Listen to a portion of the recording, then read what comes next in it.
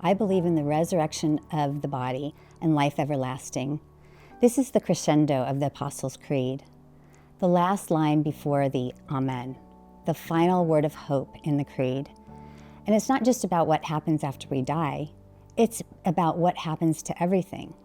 We've been told a different story, that when we die, our souls float away to some distant, disembodied heaven, that earth is something that we leave behind, that bodies don't matter, that the goal is to escape. But that's not the story the Creed tells, and it's not the story the Bible tells.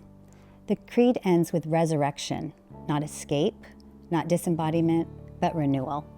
The resurrection of the body means this: matter matters, creation matters, your body matters, because God doesn't give up on what He's made.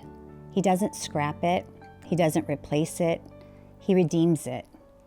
Jesus rose, not as a spirit, but in a body, and the promise is we will too, not as ghosts, not as memories, but as whole people, soul and body, spirit and flesh, restored, renewed, alive. And life everlasting? It's not about endless time, it's about fullness, a life where there's no more pain, no more tears, and no more death, a life where we are fully known and fully loved, where we live in God's presence in a new creation, where heaven and earth are one again. This is where the story has been leading all along, not to escape this world, but to see it made new. The resurrection of the body tells us that what we do in the body matters, how we treat ourselves matters, how we care for creation matters, but this world is not just a temporary holding place, it's a canvas of redemption.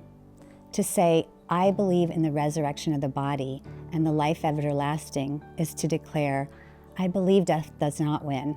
I believe hope is alive. I believe this life matters, and the next will be even fuller. This changes how we live now, because if resurrection is real, we can face death without fear. We can face suffering with hope. We can work for justice, knowing that renewal is coming. This week's prayer guide will help you lean into that hope, to ask, where do I need to remember that resurrection is real? Where have I lost sight of hope? How can I live today as someone who believes in everlasting life? Because this isn't just the end of the Creed, it's the beginning of everything new.